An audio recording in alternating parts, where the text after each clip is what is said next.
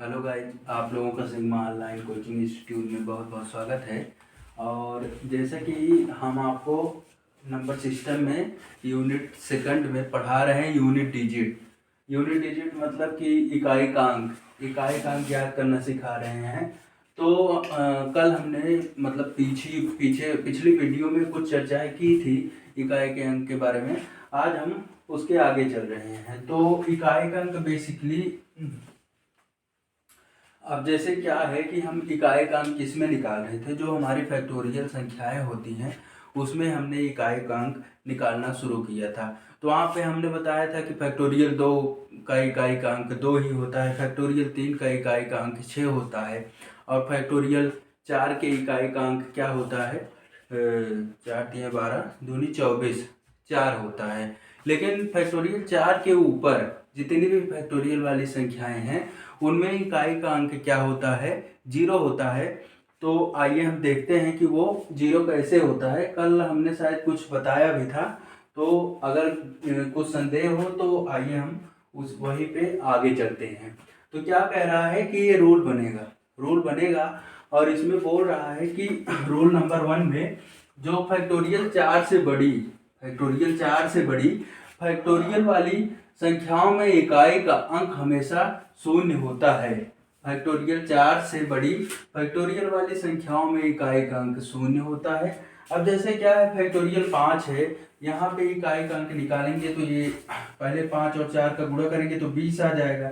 यहीं से इकाई का अंक देख लेंगे तो 0 का गुणा करेंगे तो ये 0 ही हो जाएगा। ऐसे आगे जितनी भी फैक्टोरियल वाली संख्याएं हैं वहां पे कहीं ना कहीं इकाई का अंक आपको 0 देखने को मिलेगा, जिसकी वजह से इन सारी संख्याओं का इकाई का अंक मान क्या हो जाता है, 0 हो जाता है। 7×42 की 2, ठीक, 7×42 और यहाँ पे 2 इकाई का अंक है, 2×5=10, यहाँ भी आ गया 0। अब 0 से किसी भी संख्या में मल्टीप्लाई कराएंगे तो वो 0 ही हो जाएगा। आगे चलते हैं, 9 में देखते हैं। ये 9×8=72 हो गया, 72 में 2×7=14, यहाँ 9×8=72, फिर 72 में यहाँ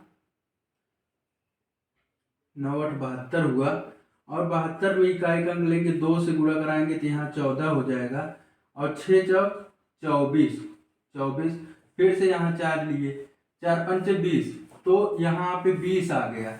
यहाँ 0 का मल्टीप्लाई अगर हमने कराया तो ये सारी संख्याएं क्या हो जाएंगी, 0 हो जाएंगी। इसलिए कहा गया है कि फैक्टोरियल 4 के ऊपर जितनी भी फैक्टोरियल वाली संख्याएं होती हैं उन सब में इकाई का अंक आपका क्या हो जाएगा, 0 हो जाएगा।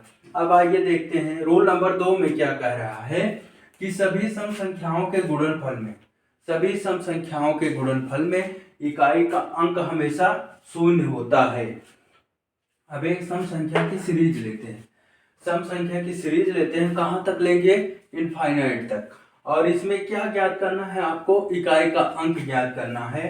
तो पहले तो हम कराएंगे 2×4=8 हो जाएगा, फिर 8 का गुणा इसमें कराएंगे, 8×6=48, फिर 8 आया, 8×8=64, फिर इकाई का अंक 4 है, 4 का गुणा 10 में कराएंगे तो 40 आएगा, और यहाँ इकाई का अंक 0। तो आगे अगर जितनी भी संख्या है उसमें 0 का गुणा कराएंगे तो 0 ही निकल के आया।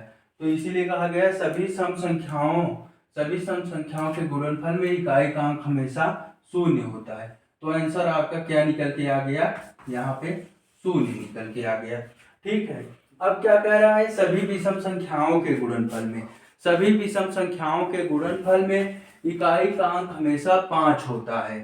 तो जो हमारी विषम संख्याएं हैं, जैसे क्या है, 3×5×7×9×11 इनफाइनाइट में इकाई का अंक हम अगर निकालेंगे, यहाँ इकाई का अंक हम अगर निकालने की कोशिश करेंगे तो मल्टीप्लाई करेंगे तो 3×5=15, 15 की 5 लेंगे, फिर 5 का मल्टीप्लाई 7 में कराएंगे, 5×7=35 यहाँ निकल के आया, फिर यहाँ 5 लेंगे इकाई का अंक, उसका गुणा 9 में कराएंगे, 9×5=45, फिर 5 का गुणा इसमें कराएंगे तो 55 हो जाएगा, और 13 है तो 13×5=65।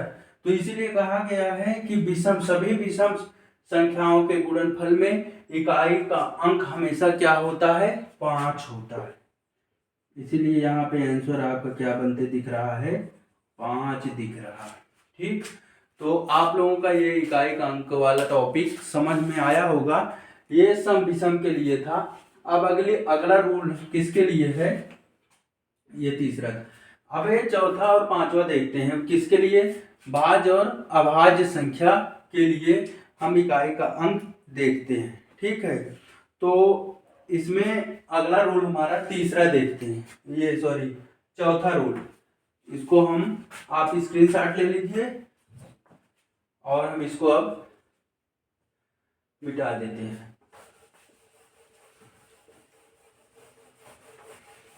तो अभी हम देखेंगे भाज्य और भाज्य में जो हमारा इकाई का अंक निकल के आता है वो क्या निकल के आता है। तो फैक्टोरियल वाली संख्या में निकाले इकाई का अंक, सम विषम संख्या में निकाले इकाई का अंक। अब हम किस में निकालेंगे, भाज्य और अभाज्य संख्या में इकाई का अंक कैसे निकालेंगे।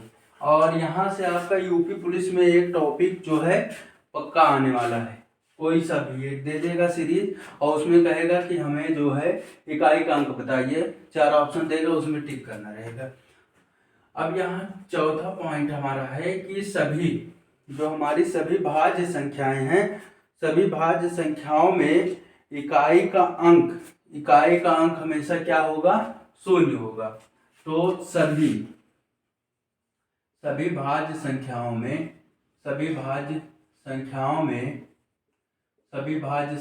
में इकाई का अंक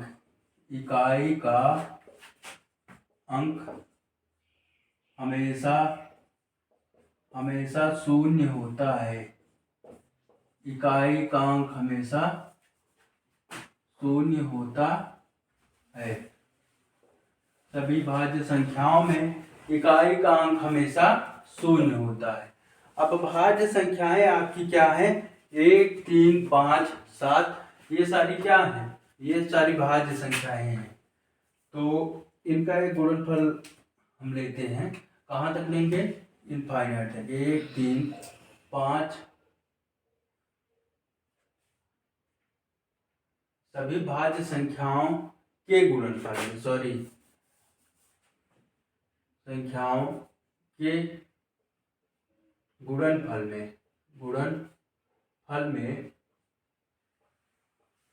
सभी भाज्य संख्याओं के गुणनफल में इकाई का अंक हमेशा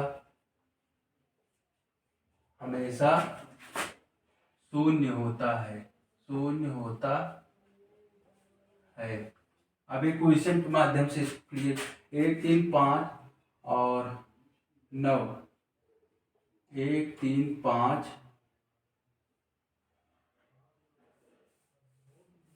1, 3, 5, ये 9 भाज्य हैं कि अभाज्य हैं, ये तो अभाज्य संख्याएं हैं ना। तो भाज्य संख्याएं आपकी 2, 4, 6, 8, 10 डॉट डॉट डॉट इनफाइनाइट में इकाई का अंक ज्ञात कीजिए। इकाई का अंक ज्ञात कीजिए।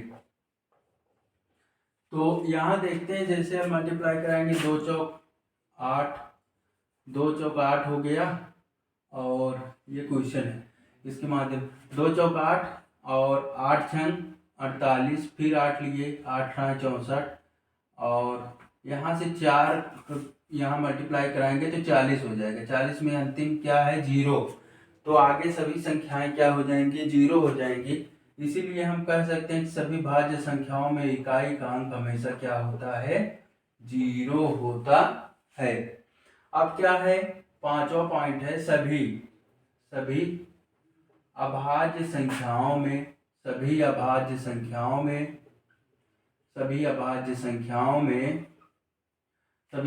संख्याओं के गुणनफल में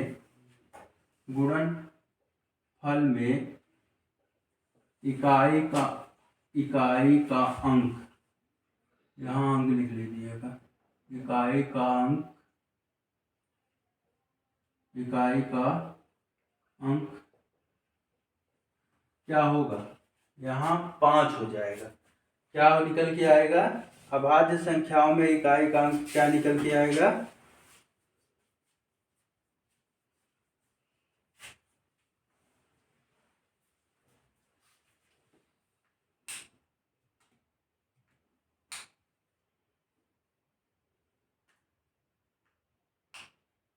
अभाज्य संख्याओं में भी इकाई का अंक क्या निकल के आएगा? अभाज्य संख्याओं में भी इकाई का अंक क्या निकल के आएगा? 0 ही निकल के आएगा। सॉरी, वहाँ थोड़ा सा, क्योंकि ये जो हमारी अभाज्य संख्याएं होती हैं ये ऐसे होती हैं, ठीक। तो यहाँ 2 3 6 6 5 30 यहाँ आ गया, 30 के आगे सब 0 ही है, और ये अभाज्य संख्याएं हैं। इकाई का अंक हमेशा 0 होता है। अब यहाँ इसमें इनफाइनाइट में ये क्वेश्चन है, इकाई का अंक ज्ञात कीजिए। इकाई का अंक ज्ञात कीजिए, अंक ज्ञात कीजिए। अब यहाँ पे इकाई का अंक हम देखेंगे तो 2 3 6 6 5 30, और 30 में 0 11 करेंगे तो यहाँ पे आंसर क्या आ जाएगा? 0। इकाई का अंक आपका क्या निकल के आया? 0 निकल के आया। अब कुछ नोट हम देखते हैं, वो तो रूल था, अब इसमें कुछ नोट देखते हैं। नोट क्या है कि 2 को छोड़कर, क्या है नोट? 2 को छोड़कर अथवा 2 से बड़ी अभाज्य संख्याओं, 2 को छोड़कर अथवा 2 से बड़ी अभाज्य संख्याएं, और यहाँ पे 2 को छोड़कर अथवा 2 से बड़ी, यहाँ 7 भी कर सकते हैं। 7 भी एक प्रकार की क्या है? अभाज्य संख्या है, लेकिन 0 से मल्टीप्लाई कराने पे सब 0 हो जाएगा। 2 को छोड़कर अथवा 2 से बड़ी अभाज्य संख्याओं के गुणनफल में इकाई का अंक हमेशा 5 होता है। 2 को छोड़कर अथवा 2 से बड़ी सभी अभाज्य संख्याओं के गुणनफल में इकाई का अंक क्या होगा? 5 होगा, क्योंकि यहाँ से 2 हटाएंगे तो 3 पचे 15, फिर 5 लेंगे 5 सते 35, 11 पचे 55 और 13 पचे 65। तो वो रूल लिखते हैं कि 2 को छोड़कर, क्या रूल है? रूल नहीं, ये नोट है। 2 को छोड़कर 2 को छोड़कर अथवा 2 से बड़ी, 2 को छोड़कर अथवा 2 से बड़ी सभी अभाज्य संख्याओं के गुणनफल, 2 को छोड़कर अथवा 2 से बड़ी सभी अभाज्य संख्याओं, सभी अभाज्य संख्याओं के गुणनफल में इकाई का अंक हमेशा 5 होता है। 5 होता है, ये निकल के अब यहाँ क्वेश्चन के माध्यम से 2 छोड़ देते हैं। 3 गुणे 5 गुणे 7 गुणे 11 गुणे 13 गुणे 15 नहीं 17, ठीक। Dot dot dot dot dot dot dot infinite में इकाई का अंक ज्ञात कीजिए। इकाई का अंक ज्ञात कीजिए। इकाई का अंक ज्ञात कीजिए। अब यहाँ पे हम अगर इकाई का अंक निकालेंगे तो बेसिक सी चीज ये है कि यहाँ हम करेंगे 3 पचे 15, 15 में ये 5 लेंगे, 5 सत्ते 35, 35 में फिर 5 लेंगे, 5 11 पचे 55, फिर इसमें 5 लेंगे क्योंकि इकाई का अंक है, 13 पचे 65, अब फिर यहाँ पे क्या करेंगे 5 लेंगे, 17 पचे 85। तो यहाँ से हमने देखा कि इकाई का अंक क्या निकल के आ रहा है? 5 निकल के आ रहा है। 5 निकल के आ रहा है इकाई का अंक। इकाई का अंक क्या निकल के आ रहा है? 5 निकल के आ रहा है। अब जैसे क्या करेंगे हम, इसी में कुछ फैक्टोरियल से रिलेटेड क्वेश्चन करेंगे और फैक्टोरियल की संख्या देंगे और उसमें क्या निकालेंगे, उसमें हम इकाई का अंक निकालेंगे। फैक्टोरियल और मिक्स संख्या दे देगा, वहां पूछ लेगा इकाई का अंक क्या है। जैसे फैक्टोरियल 4 गुणे फैक्टोरियल 5 माइनस फैक्टोरियल 6 गुणे माइनस फैक्टोरियल 6 गुणे फैक्टोरियल 6 और माइनस फैक्टोरियल 5 गुणे फैक्टोरियल 7। तो वहाँ आपसे क्या निकाल देगा, वहाँ कहेगा कि आप इकाई का अंक बताइए। तो इस तरीके की ये आपके जब क्लियर रहेंगे, ये हमारे जितने रूल हैं ये अगर क्लियर रहेंगे तभी हम बता पाएंगे इकाई का अंक हम कैसे निकालेंगे। तो आगे एक दो क्वेश्चन करते हैं और आज की क्लास जो है इसी पे विराम देंगे। 2-3 क्वेश्चन कर लेते हैं, उसके बाद कम से कम 2 क्वेश्चन। तो आप लोग चैनल को ज़्यादा से ज़्यादा शेयर करिए, जिससे जो है ज़्यादा से ज़्यादा लोग चैनल से जुड़ सके और इस टॉपिक जो यहाँ पे यूपी पुलिस स्पेशल मैथ्स की क्लास चल रही है इसका लाभ उठाएं और अपनी तैयारी बनाए रखिए, ताकि परीक्षा में जो है आपको दिक्कत का सामना ना करना पड़े और वर्दी आपके ऊपर हो।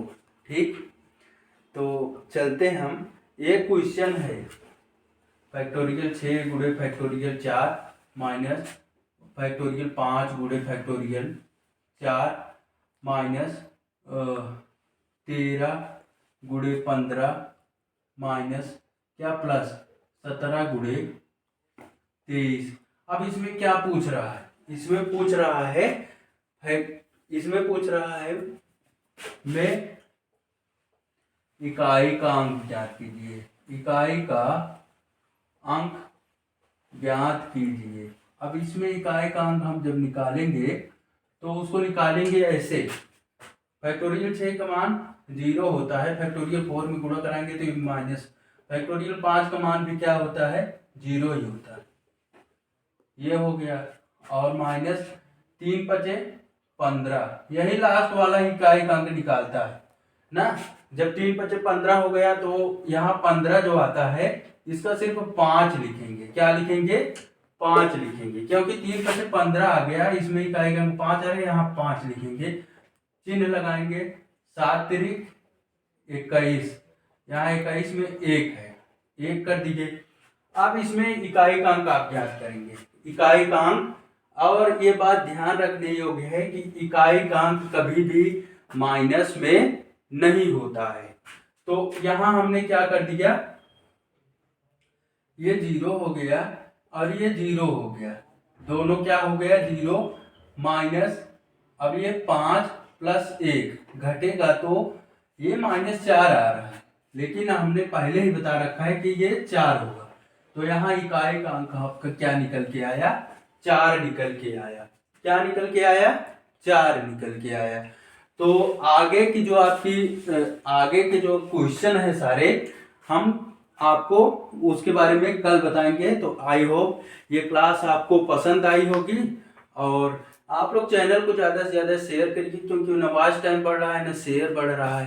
तो मैं चाहूँगा कि थोड़ा आप लोग पब्लिसिटी करिए ताकि और लोग इसका लाभ उठा सकें। धन्यवाद।